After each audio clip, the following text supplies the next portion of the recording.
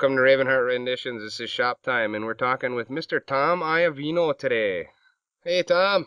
How you doing, Andrew? How you doing?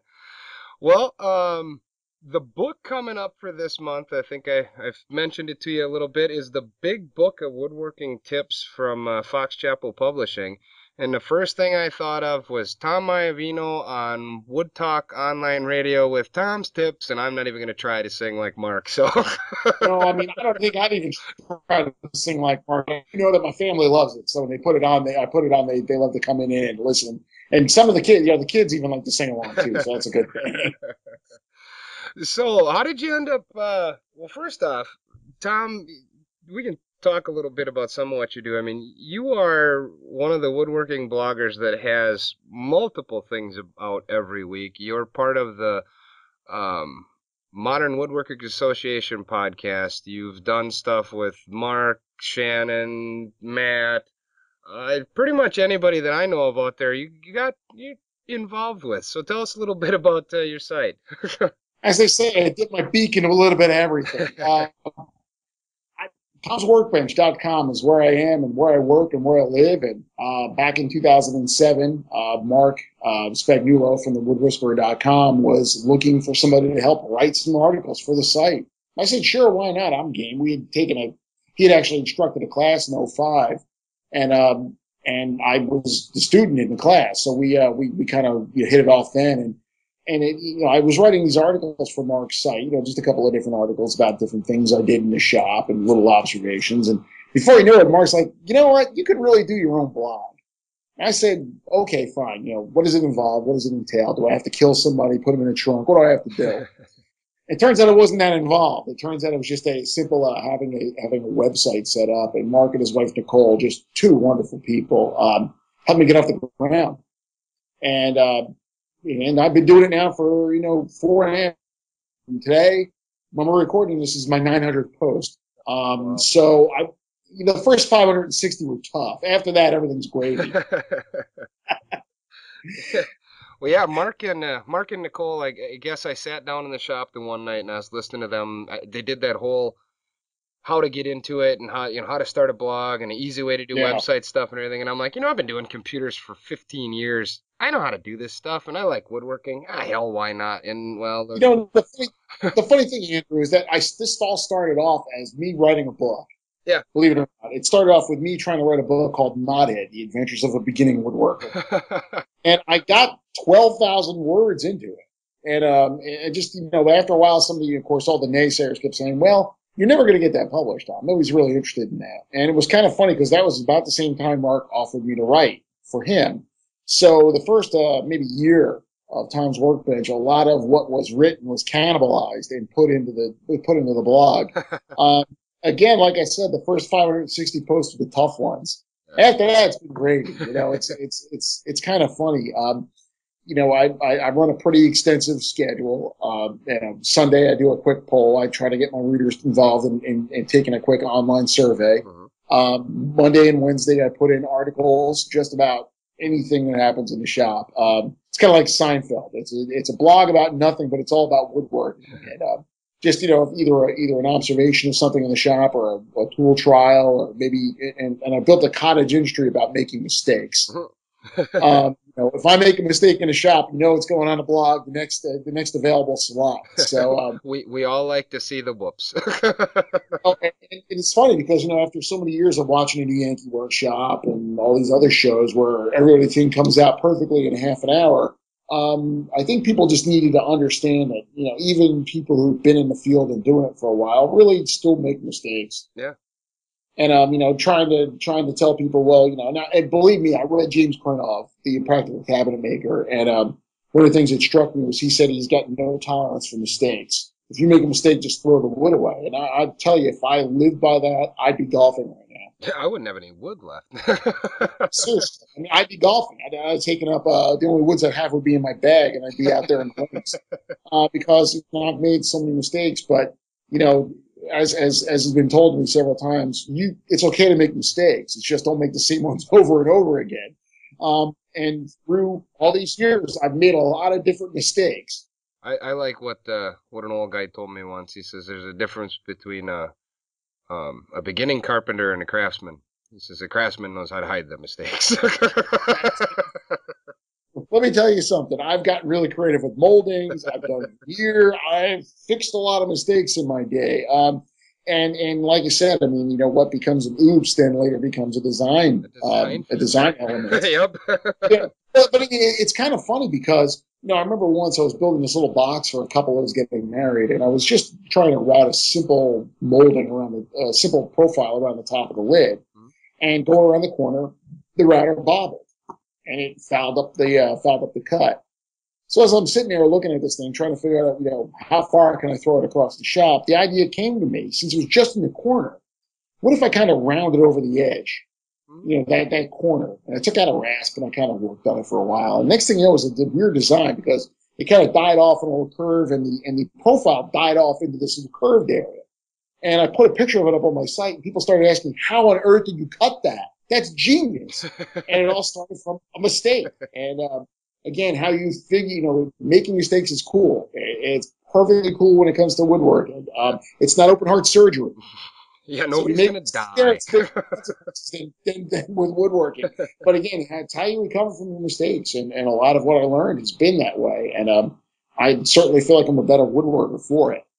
Oh yeah, you gotta go through the time to one learn how not to do something as long as you don't get hurt. I mean, big Yeah. deal. One big serious mistake, I'll tell you that. Yeah. I'll never post anything flip Oh about an accident. no, yeah. Um, But I mean, if it's a mistake in the wood or I miscut something, the whole idea, really, Andrew, is this way. If I make a mistake, and I can prevent somebody from making the same mistake, I feel like I've done a service to the community. Yeah, yeah. And that's a big thing about this too. I mean, there is a huge woodworking community out there that when I started into this stuff again, I mean, I started when I was a kid, worked on it Mm-hmm. till my early 20s, got out of it completely, came back into it.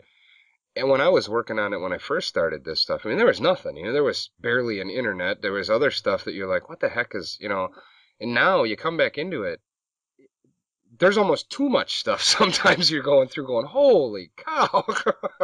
It's a lot of information overload. I'm telling you, there's a lot of that going on. Yeah. Again, you bring up an interesting point. When I started looking into woodworking, the books were all black and white. Yep. Just general illustrations. Now you can't go into a bookstore without seeing full color illustrations and step by step and links to resources on the web. And it's just amazing to see how much has changed. I started woodworking in 1999, and in those years, in those 12 years, 13 years almost, it's been a tremendous growth. And I'm glad to be a little bit part of it. Yeah, it's great to see all the different people. And the one thing about the online woodworking community, I mean, everybody that I've talked to says the same thing.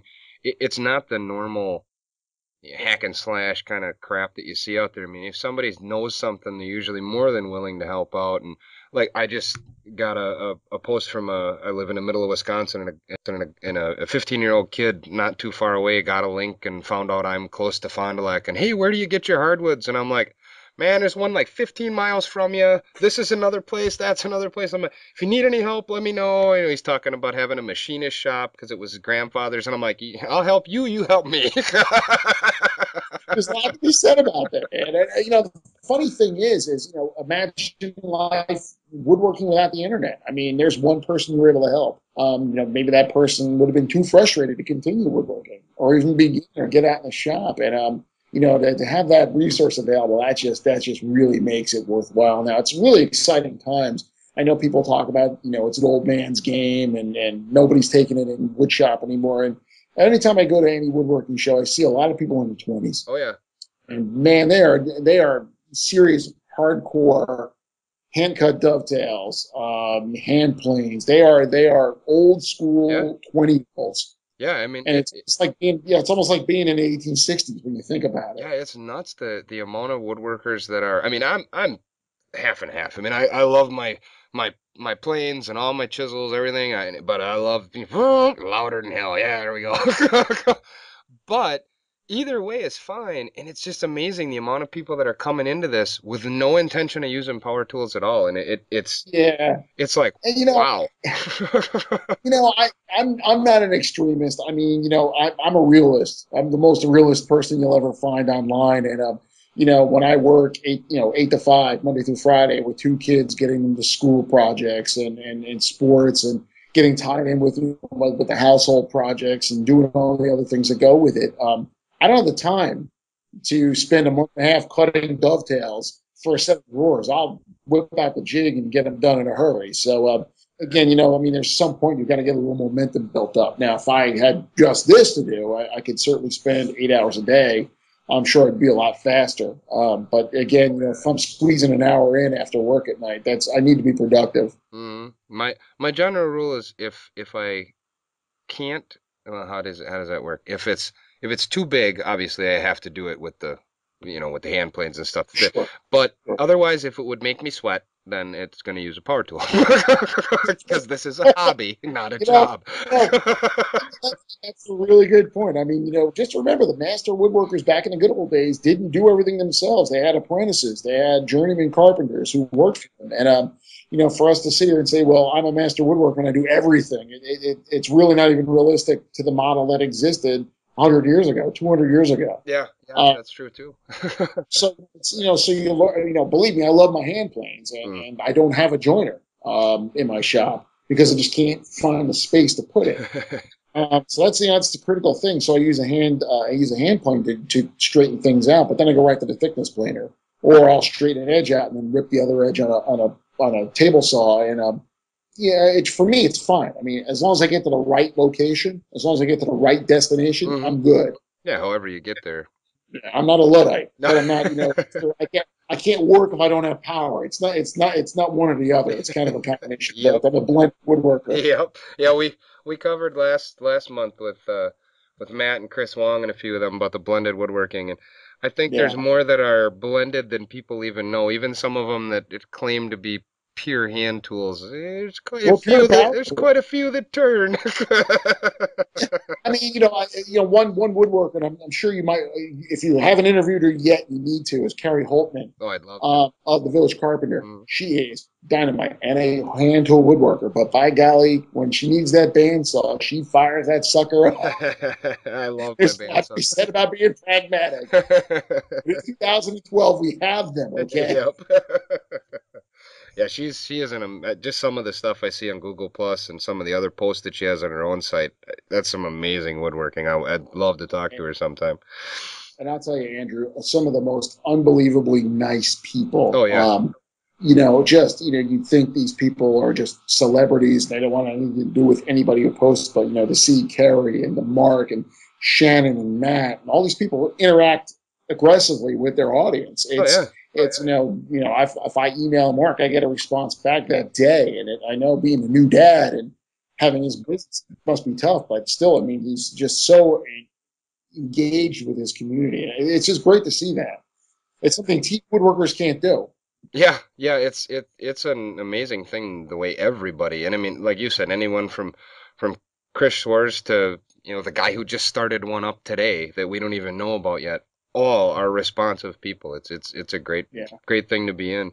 Speaking of part of being in the community, you have, let's see if I can name some of the stuff that you have your blog, obviously. You have, Okay, time to bench sure. yep, Modern Woodworking Association you're a big part of, along with the I'm podcast tied in for it. with that. Yes. Yep. You've worked with Mark, Yeah. and you're still doing part of the Wood Talk online radio. Yes, I am. You have several things that I know about that have been published in Wood Magazine for sure. Yeah, Um, that was an interesting development in my career as a woodworker. I was completely surprised. I was just blogging, and it took me about 2 years till Dave Campbell, the deputy editor, uh, emailed me out of the clear blue. And apparently at Wood, they had been following 6 or 7 blogs because they wanted an outside voice. And I was the only one who posted on a regular schedule. oh, cool. And there's a lot to be said about being regular, not just in the restaurant. Okay, but and since then, I've been the shop monkey. I've been in the pages of Wood Magazine. It's the most odd feeling to walk into a Home Depot, a Lowe's, a Barnes and Noble, and know that if you walked into one in Tampa or you walked into one in Eugene, Oregon, it's the same thing, and there I am. It's a kind of a humbling experience. That's awesome. So what other thing is there anything I missed? I'm a busy exotic dancer after hours. Oh wait, that's another career. That's another podcast to get into. That's a different I'm getting rating. more. We'll really drive the ratings up if we do that. Uh, but I'm getting more involved in my local guild. The St. Pete Woodcrafters Guild is my local guild. It's down in St. Petersburg. It's not that far from where I live. And I'm getting more involved in there. Actually, this month, I've got a presentation coming up where I'm going to be talking in front of them about disaster preparedness and getting your shop ready. Having an inventory of tools. That's what I do for my day job, being an emergency manager. It's good to have that and then be able to present it to other woodworkers. So it's another audience we need to reach. But I mean, I got so many irons in the fire right now. I don't even know where to begin. That's cool with the guild thing. We just had our spring show on for the guild that I'm in up in Green Bay. And actually, what is it? Not this month, but the following month. I have to do a handsaw sharpening demonstration for everybody too. So Can you videotape it? Can I watch it, yeah, please? I think I might be able to videotape that one and get that one out there. You can arrange that. I'd be a very happy woodworker here in Florida. Actually, it's really sad. I like sharpening the handsaws. I'm like I normally don't like dealing with metal, and for some reason I'm like, huh, this is really relaxing. Everybody has their fetish. Yeah. It's amazing. I mean, you'll talk to people and they'll become sharpening experts. Yeah. They can get a mirror bevel on the back of a chisel and take it from a yard sale reject to something that you desperately pay money to get in your collection. There are people who are finishing experts, and that's the thing about woodworking. There's so many areas of expertise you can just drill into. Just turning.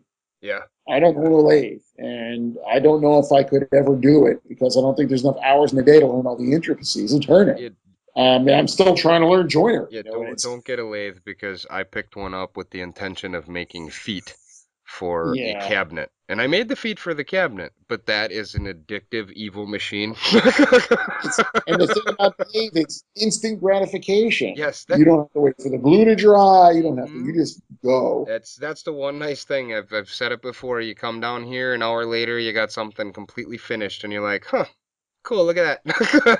How fast is that? Yeah, it's what I hear people getting sucked into the vortex all the time. Mm, So the spinny things really attract your attention as a woodworker. But again, I mean, there's a discipline for everything, marquetry and veneering, yeah, and you just can't go wrong. I mean, if something attracts your interest with woodworking, it's a way to go. And cabinetry. I mean, I still remember I built a big office for a friend of mine, and we spent a good long time in the heat of the summer in Florida putting together these cabinets. But it came out looking really nice, and it was just stunning. I mean, just to realize that I was part of that. yeah. Yeah, it's speaking of getting started with it, you did something at the earlier this year about Yeah, what was the title of that again? it was Get Woodworking Week. Yeah, well, quite it. February. We had the inaugural. It started from there was a discussion at Woodworking in America about how to keep the craft from dying, and I don't think that it was handled properly. I think that there was a lot of discussion with a lot of gray-haired gentlemen who were doing this, and there was no discussion about bringing in bloggers, bringing in people who are younger, just getting into the craft. It seemed like it was geared more towards how we're going to save this because there's no shop class in school. My thought was, look, I mean, the online community is just rife with people in their 20s and 30s who are just getting into this. Why not make something we can get everybody behind? And Get Woodworking Week this year was a wild success. We got a lot of posts. There were a lot of comments. I don't have any way of measuring how many people got into the craft, but you know what? If we inspired 2, Yeah, 4, 6 of them to get off the couch and try it, and they got hooked, yeah. the craft isn't going to die. Oh yeah, even the same thing with I used it for one to say, hey, here's a way to do something because I took my own advice that I put on there and I said, instead of this waiting for the magic day on the weekend, that whole day that always gets eaten up by something else, I took the 5 minutes, the half hour, the 1 hour here and there. I got more done in a week than I normally do in that month of waiting for that one day. You know, waiting for the perfect moment, you will waste a lot of Oh yeah. time. And for me, I've got a stressful job. I'm an emergency manager in a place that gets tornadoes and hurricanes. I mean, a lot of my discussions are about how people are going to be in horrible situations after the disaster. All day, that's what I plan. And then to come here into the shop, it's quiet, it's myself, I'm my own boss. Yeah. I'm doing something that's creative, something that builds something. It means a lot. It really does mean a lot to me to be able to come in and have that release. Hmm. Yeah, and that's the same thing. I've got that whole, go, go, go, go, go, go, go. And you come down here and you're like, ah, I can do whatever the hell I want. Yeah. And you're the man. Yeah. That's it. You're the person in charge of Yep. this. And that's really a big deal. When you are looking at that, you're able to see how you want to do things. Mm. It really becomes an important thing, and it's yours. You are responsible from beginning to end. You're not, somebody's not telling you, well, gosh, and here's how we need you to do it. It's you do it, and you're the boss. Yep. And for better or worse. I mean, if it looks like a pile of caca at the end, it looks like a pile of caca. And maybe you learn something along the way. Yeah, but you know what? Your next isn't going to look like that. Yeah. Maybe you learn something. Maybe I need to do something to the legs to lighten them up. So it doesn't look like a big clunky piece of furniture. When you do that, it really, you learn a lot. And, it's a constant evolution. Will I ever be expert at woodworking? No. No. There aren't enough years in a lifetime to become a true expert. I mean, even the great ones, Maloof learned into his 90s. Krenov learned well into his 90s. To see these masters and say, well, they mastered the craft and that's all it was. It's not true. It can't be true. Well, even the ones that are considered the masters of the craft, I mean, the way I look at it is they may have mastered their part of it, Yeah. but there's so much more to it that Mm-hmm. even they would say, I don't know anything about that. I mean, if you went to Sam Maloof and said, show me how to veneer something, Yeah. you might, it's like, oh, no, I haven't done anything like that. Yeah, you So do know say what I he's the do, expert. right? Maybe not the case. Yeah. And for me, it's a big voyage of adventure. I mean, it's you get to do stuff. Yeah. And I still remember being in shop class in middle school, and they didn't let me touch the equipment unsupervised. Here I am in the middle of the thing, going, I can do that with a tool. That's pretty cool. Yeah, they shop class was a little different by us too. Yeah, you're right. Yeah, there I was understand. there was always that one shop teacher that was just, why did I take shop again? Man, this guy's mean. And it's funny because shop, they don't teach shop in school anymore. But it's funny. My son is in a magnet program here in the public schools, and it's a gifted magnet. And one of the things he took was a technology class. Kind of pre-engineering, robotics, things like that. Mhm. But half the year was woodworking. Oh well.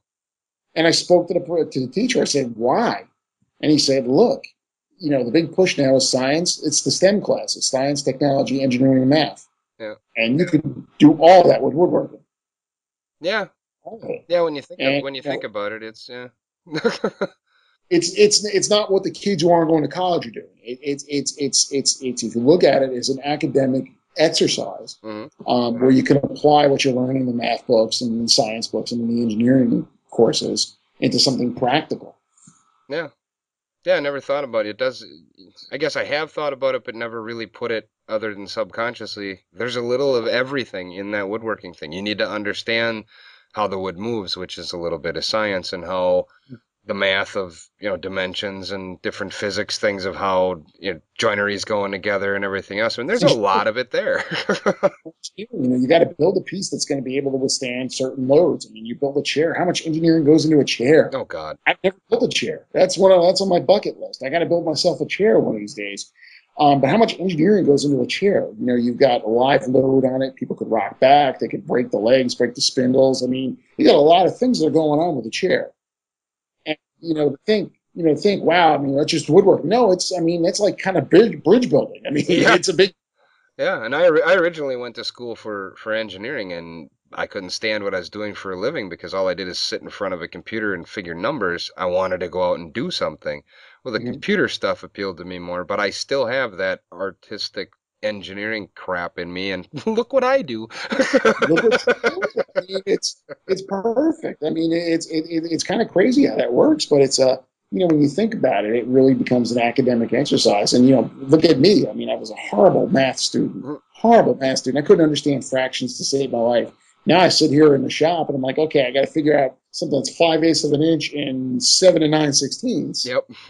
And, okay, now I'm suddenly a math whiz when it comes to fractions. It's like, okay, I could figure that out. Yep. Yeah, my daughter always comes, the fractions are so hard. No, they're not. I thought they were when I was your age too, but now I just go zip, zip, zip, and they're done. But I Yeah, deal you with them don't have to all the chop with time. me for half an hour. I'll show you. Yeah, here, come on down. See that? That's a half inch, and this is this big. Now put them together. Divide a half inch by three, and this is what you got. It's kind of wild. And then trying to convert fractions into decimal because you have a decimal caliper or whatever, and next thing you know, you become a math whiz. Yeah, yeah, yeah. I could take the SATs again. It'll be great. And do better than that first time. God, I hope so. God. Maybe they could retroactively apply them to my college years. Yeah, I don't think I could do worse. That's why I went to tech school first. That's good, man. That's good. I dig that. So, well, I guess I gotta ask the same thing I ask everybody else though. So, what is it that when you first got into woodworking, why'd you get into it in the first place? It was, I mean, there were several stories I had. I helped my father renovate one of the basement in our house in New Jersey. I took shop class, but that really didn't light the fire. It was, watching Norm. And then when we bought our house here in Florida, one of the things that I wanted to do for my wife's birthday was build her a blanket chest. And I'll tell you, I mean, people at work were like, "You're crazy. Just go to a furniture store and buy it. It'll cost you $10,000 to buy all the tools and the wood, and it'll still look like crap." And my first effort was pretty lousy. But my wife was exceptionally encouraging and said, "That's not bad for the first time." Now I look at people on some of these online forums; they post these beautiful high boys with dovetails, and it was my first project. I'm like, wow. I mean, Yeah. I was doing caveman work at that point. But from there it went on, and I found simple projects, and suddenly people found out I could do stuff with wood, and they asked me, well, if I give you $50 and buy all the materials, will you do it? And I'm like, sure. And from there, it just kind of progressed. I mean, I started to get the tools, and I started to get the knowledge, and um, I was invited up to a woodworking school, which is where I met Mark, for a charity build.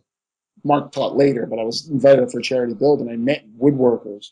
I mean, people who know what they're doing, and it was just an eye-opening experience for me. I was building little trinkets, and they were building blanket chests and tables, and they were doing it in a day, and it was incredible to see the efficiency with which they worked, and that's when I wanted to do it. I wanted to learn more, so I got invited back a couple of times for some classes, and that's where I went into Mark.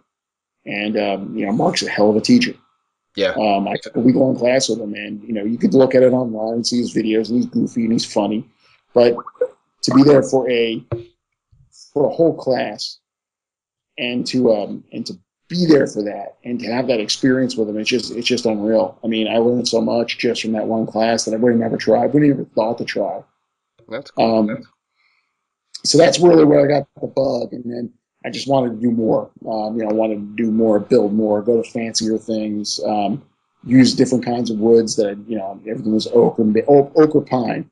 I think everybody starts with those two because they're so inexpensive. Yep. But after that, it was we got cherry and walnut and maple. And maple's my favorite. Oh, love it. Love curly maple. Oh, Hmm. I died for it. It's just I'm weak in the knees for it. I got some bird's eye in the garage just waiting for a project. I'm so jealous. But after a while, you start to build this collection, and suddenly I've got tools, and now I've got capability, and then one of the couple of really good projects I had was another blanket chest. I don't have daughters; I have two sons. And I know that a traditional woodworking project for your daughter is a hope chest. Hmm. Blanket chest they could put their possessions in. It's an old traditional piece of furniture. Yep. Dower's chest.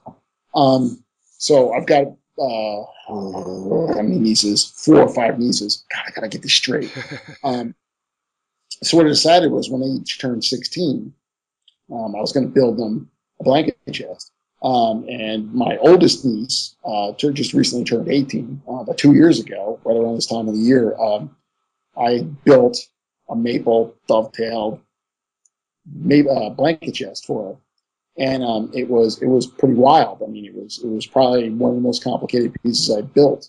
And we presented it to her, and it was funny because we put it in the back of the minivan and drove down. We were having Easter dinner with the family, and it was the last thing we were doing after we had dinner. We all went out to go our own ways to go back home for the day, and I invited her over, and we opened up the tailgate of the Jeep, and here it was, this beautiful piece.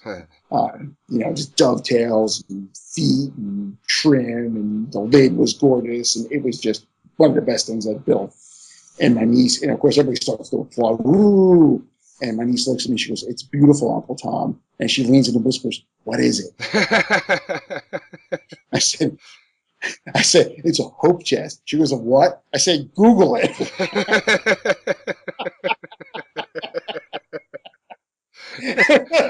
you So you it's taught kind her of quite a few things off of that one. so old and traditional and stodgy. It's like, well, go Google it, will you? Yeah, Come on. it's out there. Just find it. It's out there on the internet. You got to use that, right? So, Yep. Yeah, that they all know. so she did, and eventually I got, no, I didn't realize this was such an important piece. I'm sorry about that. It's like I don't expect you to do everything. So, but it was, I've got another niece who's turning 16 this year, and she lives up in Maryland. So I've got to figure out how to build something and then get it up to her. Oh, cool. My brother-in-law, who's her dad, is a woodworker as well. So a part of me is thinking what I'll do is I'll get it mostly assembled, then deassemble it, or disassemble it, and then pack it up and have my brother-in-law put the final pieces together. Oh, that's Just cool. basically glue all the elements together in his shop, Yeah, and joint and that project. way, yeah, I mean it'll be like a ready to assemble piece of furniture, and then it can be presented. Although he's offered to fly me up to do it. Well, if he's gonna might as well let him. Yeah, okay, maybe we'll do that. Um, but yeah, I mean, I'm looking forward to doing this. With my nieces, it's just like a traditional thing to do. And since I don't have daughters myself, I'm never going to walk anybody down the aisle for the wedding. I figured it's a nice thing for Uncle Tom to do. There you go. That's cool, man. Yeah. Cool. So you're down in Florida, and I assume you don't. Actually, I guess if people want to see some of your shop, you can go to the website, and you can go. I know you did a workbench, kind of like a workbench. You're going over your workbench with Mark, actually. Yes, yes, yes. Yeah. My workbench is kind of funny. I built it shortly after Chris Schwartz's first workbench book came out. Hmm. And I read it and took some ideas from it, but I wasn't about to build a Rouleau. Hmm. I just, it's a great workbench. It's just, I needed something, I guess, more for like cabinet making. So I cobbled together a Frankenbench. Plans, the middle of it is MDF. It's a sheet of MDF over a solid core door, and then the outsides are strips of wood. So I get the kind of a combination of hybrid top, where it's got the flatness of the man-made material and then the wood, so I can drive it and hold fast and things like that. Sturdy. I mean, I plane on this thing. This weighs a ton. It's got storage underneath for my tools too, which adds extra weight to the bench, which makes it a lot more stable. I've built so many projects on this bench. Now I finished it in January of '09, and for 3 years it's been a real solid performer, and I'm happy with it. Yeah. That's mine. Mine is the kind of the redheaded stepchild of that one. It isn't even as fancy. It's just a couple sheets of plywood that are glued together. It works with Hey, hold fast and stuff, but It's Can you build stuff on it? it's Then it heavier than works. hell and it works. It's all that matters. It's also the cutoff table for my table saw, so it works too. Hey, multitasker. You Yeah. shouldn't have a multitasker in your shop, Oh right? hell yeah! So I assume since you're in Florida, you're and I think not everybody can see it, but I think from behind you, are you a garage shop or are you a I'm a garage shop. We don't yeah have basements in Florida. They're known as indoor swimming pools. yeah down up in Wisconsin? We don't have much time in the garage in the winter unless you got a lot of money to heat it. I understand, and in Florida, it's quite a different situation. We're not scraping our snow out. No. It's the garage shop is a nice place. I really like it because I don't have to maneuver sheets of plywood downstairs to get to a basement. Mm, Um, when I'm finished with the piece, no matter how large it is, I just open up the garage door and off I go. yeah. So for me, in my shop, the whole garage shop thing works pretty well. Cool. Yeah, that's the one thing. I have a rather large bed build coming up. My I've been informed that I'm building a new bed for my daughter, and it's Hey, going to be it's going to be a raised bed with even better. a dresser on both ends and shelves in the middle and a bunch of other stuff. So I'm like, oh boy, and I'm thinking. I'm gonna build this in the basement, and holy crap, I got to plan on disassembling Well, and reassembling this one. figure out a way to make it modular so Yep. you can get it upstairs. Oh yeah. Well, that and at least the one thing is they want it to be painted. So I'm like, good. I don't have to worry about fancy wood or nothing. So plywood is great. Yep. Uh, Plywood, cabinet, popwood. just birch plywood is awesome. You'll love it. Yep. Oh man. And that's another thing too. I mean, not everything I build is out of solid wood. I mean, Yeah. built, like I said, I built that home office for that guy. I was not about to start, joining solid wood to put against the wall No. in the back of a cabinet. I mean, and people say, well, you should always use the best materials, and there's nothing wrong with plywood. I mean, Well, plywood's a great material. the best material is sometimes the most economical material at the same time. Yeah. Well, it's I like mean, the a sheet of plywood's 4x8. You can get a lot of cuts out of Oh, that. God, you can build a lot of stuff out of a sheet of plywood. I got a whole bunch of it sitting over on the side for, especially, I use the heck out of it for like bottoms and backs of stuff. And, who's going to see it anyway? And if they do see it and they say something, you shouldn't be looking back there.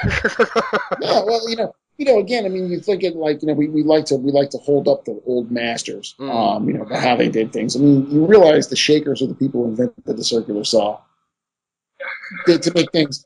And I'm really convinced that if the Shakers had the ability to use plywood for their drawer bottoms, they would have done it. oh, God, yeah. It's just, to sit there and say, well, they'd only do it one way. You can't read their minds. The Shakers were very much for efficiency. Yeah. And the stuff they built was gorgeous and stands the test of time. But I'm sure that drawer bottoms and plywood would have been fine with them. Oh, yeah. That's like I was talking before we started recording a little bit about the sawtill.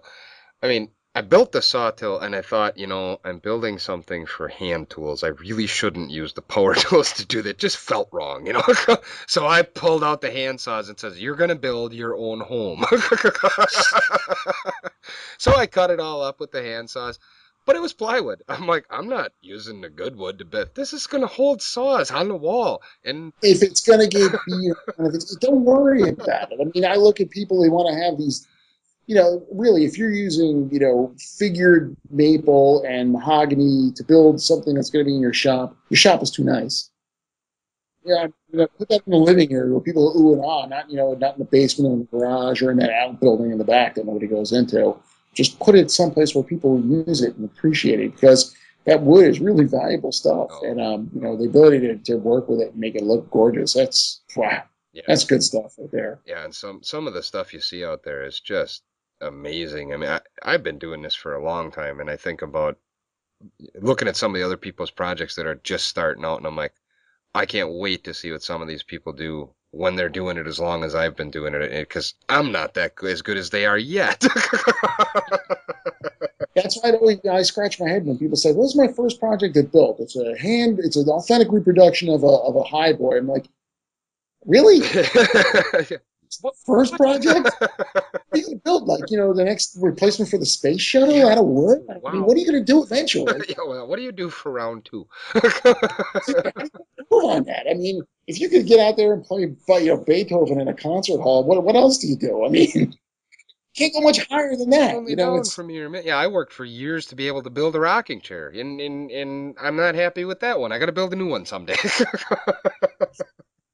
and again, I mean, like I said, I mean, my bucket list has a chair in it Yep. somewhere, and I'm not sure how I'm going to build it. I mean, I'm sure that I can get plans and do it and follow along carefully, but again, to build something like a Maloof rocker, wow, Oh, just to yeah. just to be able to get in there and do something like that, it's just that's a big deal right That's there, and I wouldn't mind being able to do that one day. that's I got to one of the learn still. class. Yeah, that's one of the classes I definitely want to take is Yeah. learning more about that Maloof style with the more carving and it, just the way it looks is amazing. There's something about it where you want to touch it. That's what I mean. It's just the way it flows. I Yep. mean, when you think about other styles, it's chunky or blocky or just too ornate. It looks like it shouldn't be handled. Mm. And this stuff looks like you want to just curl up on it Oh and read yeah. a book. Yep.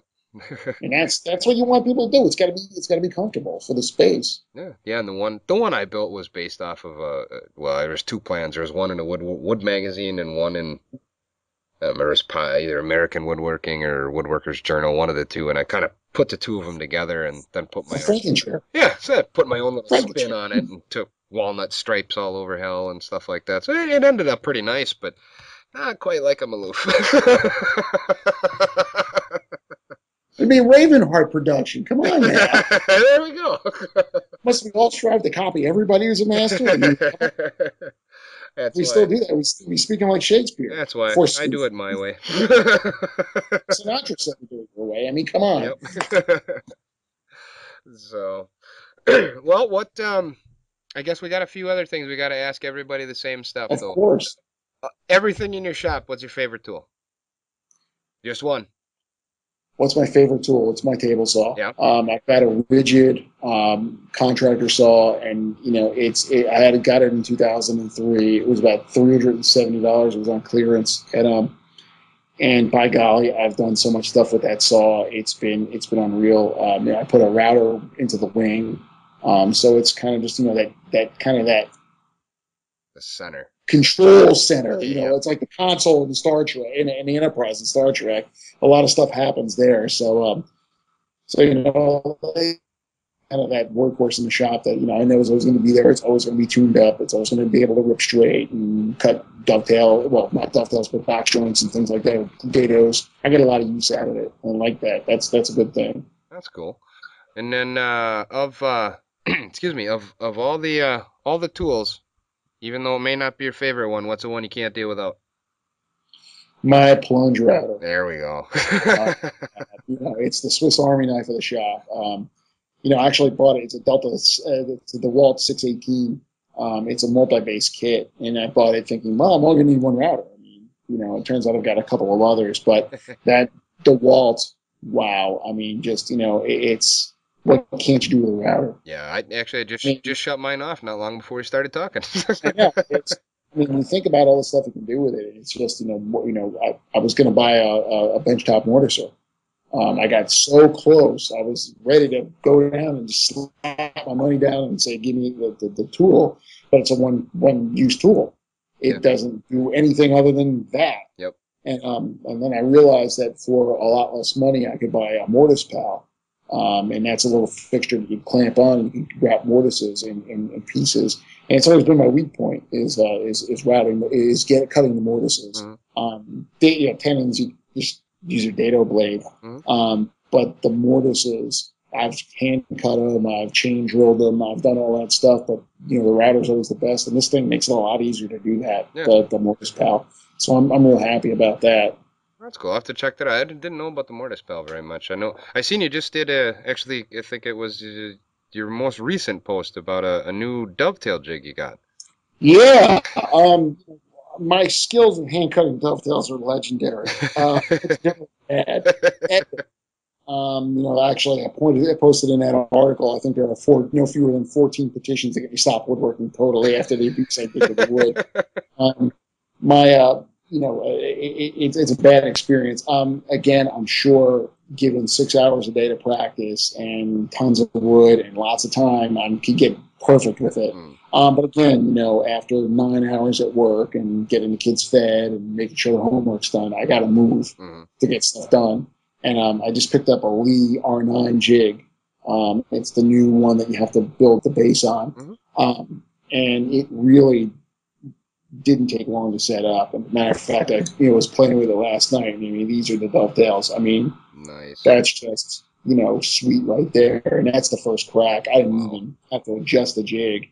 Yeah, I've Um, I seen one similar to that at and maybe it was that one. I don't remember. Last time I was at Woodworking in America, a guy was giving a demo with one that looked similar to that, and I was yeah. like, man, if I was gonna think about a dovetail jig, that seems a lot simpler than that great big contraption I always see.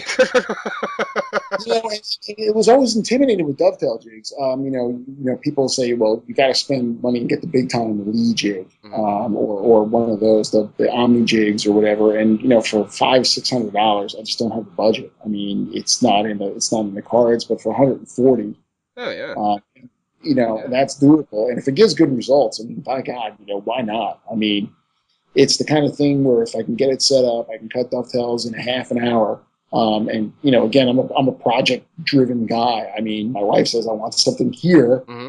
It's got to be delivered. I mean, I can tell her, well, I'm going to build it for the next 3 years, but she's not going to be happy with that. So, so getting it moving in the shop and moving it into where it needs to go is a critical need in my house. So being able to do that is a big deal, and to be able to move ahead. And so when I do cut dovetails with a jig, it's some people say it's cheating. Some people say I'm never going to get better. But you know what? I mean, dovetail's a dovetail. Yeah. It's the same strength. It's the same look.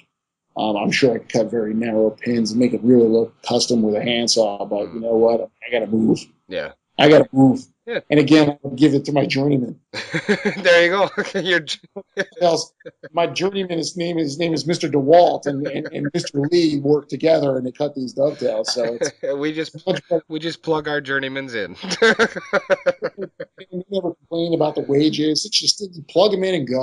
That's the way it works. There we I go. got my thickness planer. I put things through it. It never complains.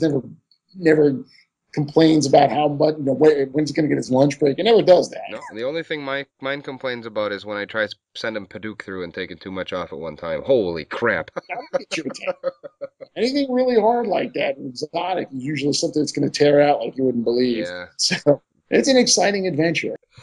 So, so what, I know we see a lot of stuff on your site. I know we hear a lot of different things that you're up to, but what's some of the stuff that you like making in your shop that we may not see on the site once in a while? Like, One of my favorite things to make are little boxes. I love making little gift boxes, things like that. It's because it's not that I just want to work in small scale. I mean, first of all, I'll tell you, building bigger pieces is a pain in the butt moving them. hmm. I mean, I still remember that home office. We were shifting things around the shop, trying to fit it in, and being able to build a small piece that kind of works at the bench is nice. But with a small box, you have to do a lot of things right. Hmm.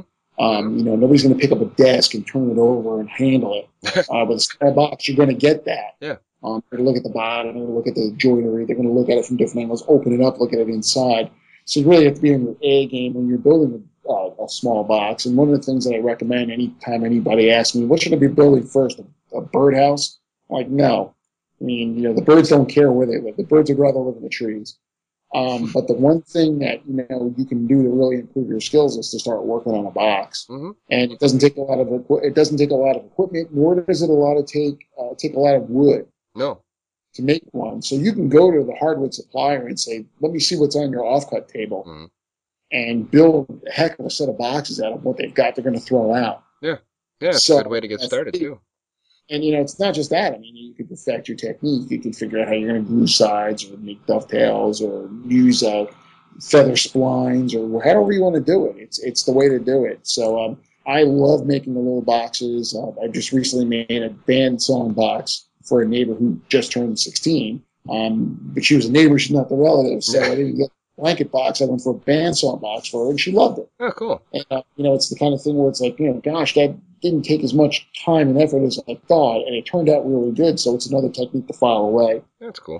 So later on, I'll do a different design, I'll do a different look, and try to improve it. Just try to continuously improve what I do. Yeah, cool. The bandsaw box is one of the things that I always think about trying as far as I get is thinking about it yet.